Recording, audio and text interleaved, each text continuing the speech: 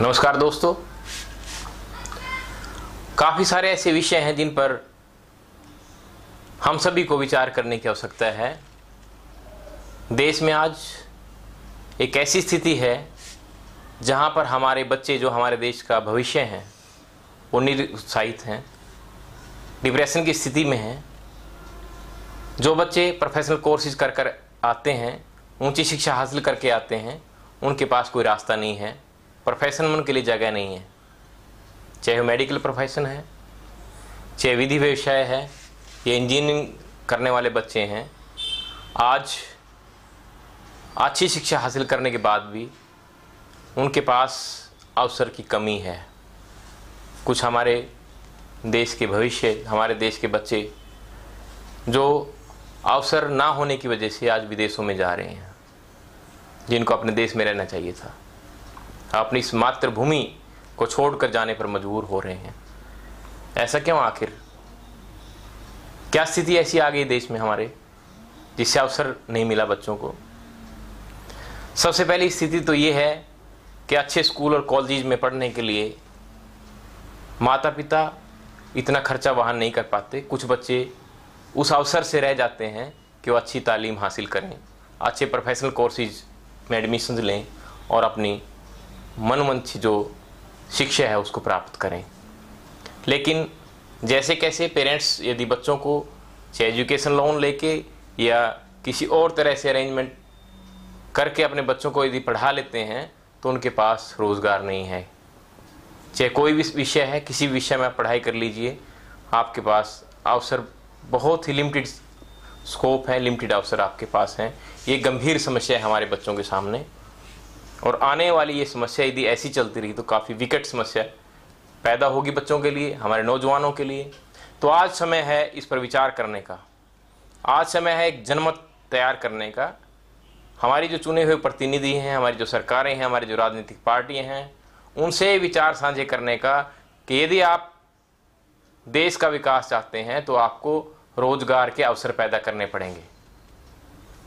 आज देश में काफ़ी सारी सुधारवादी बातें की जाती हैं, लेकिन कोई भी देश में रोजगार पैदा करने के जो अवसर हैं उनके बारे में चर्चा नहीं करता। यही दुर्भाग्य है। एक तरफ देश में कर्जे माफ़ी की बात चलती है, दूसरी तरफ देश में धर्म और जाति की बात चलती है। इसी तरह बंटा है हमारा समाज। यही तो कारण है सारे। इन्हीं कारणों से तो बच्चों का अवसर नहीं मिल पा रहे देश में। आज कोई भी बच्चा, आज हम काफ़ी बच्चों से डेली मिलते हैं, विचार करते हैं कि भाई आपने अच्छा किया, आपने अच्छी शिक्षा हासिल की, आपने प्रोफेशनल कोर्स प्राप्त किया, आपने अच्छे मार्क्स लिए, आप क्या करना चाहते हो?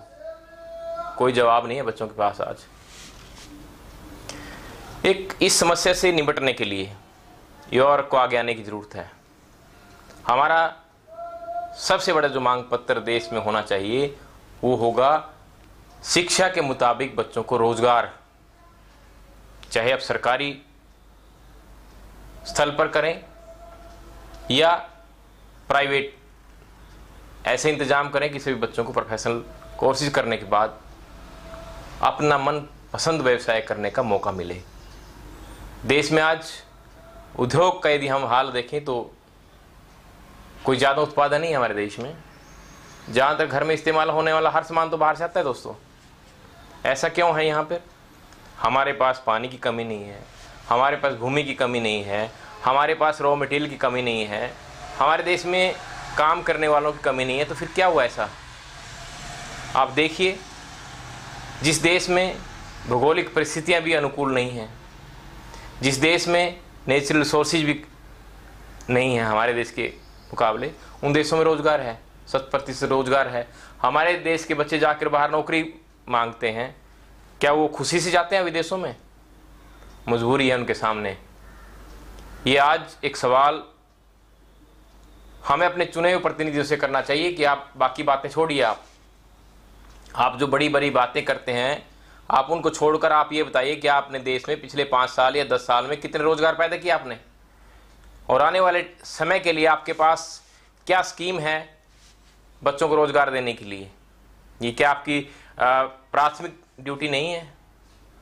क्या आपकी जिम्मेवारी नहीं है कि देश में जो बेरोजगारी बढ़ रही है उसको रोका जाए, महंगाई पर राजनीति हो जाएगी, देश में बड़े दामों पर राजनीति हो जाएगी। कोई भी राजनीतिक पार्टी ये कभी गंभीरता से नहीं लेती कि बेरोजगारी है देश में, हमारे बच्चे बेरोजगार हैं, हमारे बच्चे बेरोजगारी की वजह से आज आपराधिक जगत की तरफ बढ़ रहे हैं, हमारा जो युवा वर्ग है उसके सामने कोई रास्ता नहीं है, आज उनके चारों रास्ते बंद हो चुके हैं।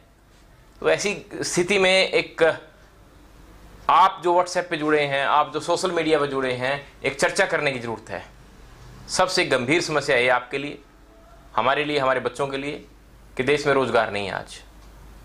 तो दोस्तों, मैं आपसे उम्मीद करता हूं कि ऐसी डिबेट्स आप ऑर्गेनाइज करें, ऐसे विचार गोष्ठियों का आयोजन करें जिसमें देश के सामने एक सवाल पैदा किया जा सके कि रोज़गार इसी देश में लेना है, बच्चों को रोज़गार इसी देश में करना है, उसके अवसर कैसे पैदा किए जाएं, ये एक विचारणीय विषय है। हम सब मिलकर इस विषय को आगे बढ़ाएंगे, विचार करेंगे और जो हमारे प्रतिनिधि हैं उनको मजबूर करेंगे कि आप रोज़गार दो, वरना आपकी जगह खाली होने वाली है, आपकी जगह लेने के लिए कोई और युवा वर्ग आगे आएगा। आप रोज़गार नहीं दे सकते तो आपको नैतिक अधिकार नहीं है सत्ता में बने रहने का। धन्यवाद दोस्तों, मिलते रहेंगे और ऐसे गंभीर विषयों पर आपसे चर्चा करते रहेंगे। धन्यवाद।